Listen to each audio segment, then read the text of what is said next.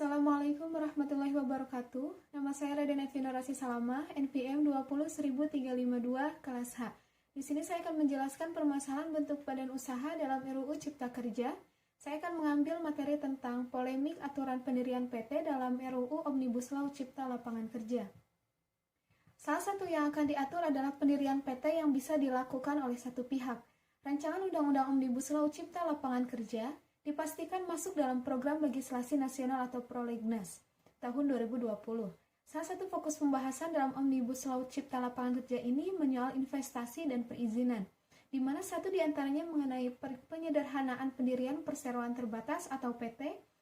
Menteri Koordinator Perekonomian atau Menko Airlangga Hartarto menyampaikan bahwa bentuk penyederhanaan pendirian PT adalah menghapus syarat batasan modal awal.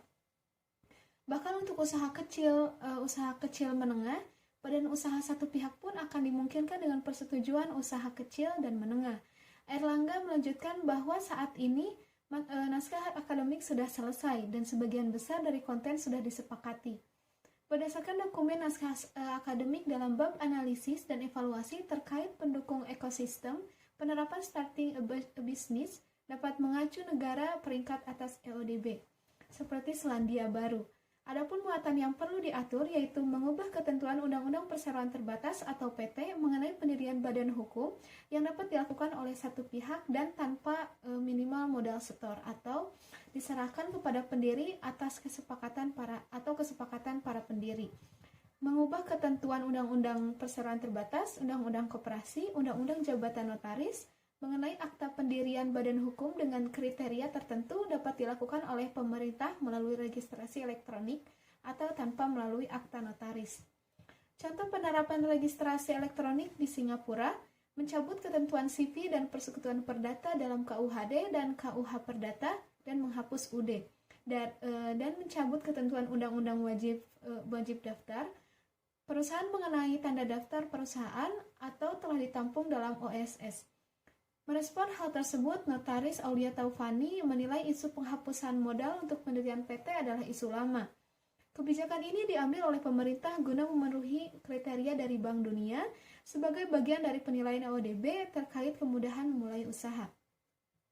Penerapan kebijakan ini memang dimungkinkan dalam Undang-Undang Nomor 40 Tahun 2007 tentang Perseroan Terbatas, di mana negara memiliki kewenangan untuk menerapkan penetapan modal dasar melalui peraturan pemerintah.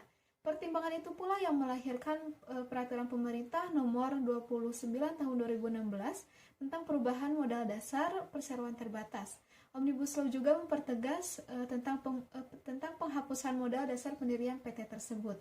Aulia menjelaskan bahwa ia termasuk orang yang menganggap bahwa dialektika itu penting. Konteksnya bahwa esensi dari limited, terbatas itu memang seharusnya tidak dikontrol oleh satu pihak. Jadi minoritas itu justru menjadi penyeimbang bahwa perseroan itu bukan milik shareholder, tetapi juga milik stakeholder, pemangku kepentingan. Di situ juga ada pihak ketiga, kreditor, di situ juga ada pekerja karyawan, jadi tidak bisa hanya satu pemegang saham. Konsep dua pemegang saham untuk membuat konsistensi dari pertanggungjawaban dia. Konsep deklarasi dalam pendirian PT dimungkinkan untuk dilakukan di Indonesia, khusus UMKM. Tapi pertanyaan kemudian yang muncul adalah Omnibus Law tidak sampai menyentuh konsep perubahan anggaran dasar. Kemudian terkait wacana pendirian PT yang dilakukan tanpa adanya akta notaris dalam Omnibus Law dengan kriteria tertentu, Aulia menegaskan hal tersebut bisa dilaksanakan sepanjang pendirian PT bersifat deklaratif dan modal kecil. Dalam hal ini, pemerintah perlu menentukan peran notaris mana yang harus dihapus. Apakah peran membuat akta notaris yang merupakan perjanjian dalam konteks menjadi akta pendirian dan anggaran dasar, atau peran menjalankan fungsi pendaftaran di Kemenkumham. Namun Aulia mengingatkan jika kebijakan ini bukan tanpa risiko. Pendirian PT tanpa akta notaris membuat keabsahan dokumen. Keabsahan identitas dan keabsahan dari kehendak menjadi tidak terjamin dan tidak dapat dipertanggungjawabkan. Karena ini akan memberikan titel badan hukum, maka formalitas dan keabsahan informasi itu harus valid. Maka dari itu diharapkan harus ada pihak ketiga yang dipercaya untuk memastikan dokumen itu dimasukkan dengan baik dan akurat. Terkait hal ini, demi menjamin keabsahan dan pertanggungjawaban informasi dalam pendirian PT, maka Aulia menilai peran notaris tidak bisa diabaikan. Jika sektor yang disasar pemerintah adalah UMKM, maka Menkumham sudah menyediakan aturan khusus yang seharusnya disosialisasikan kepada semua pihak. Sekian pemaparan dari saya, mohon maaf apabila ada kesalahan.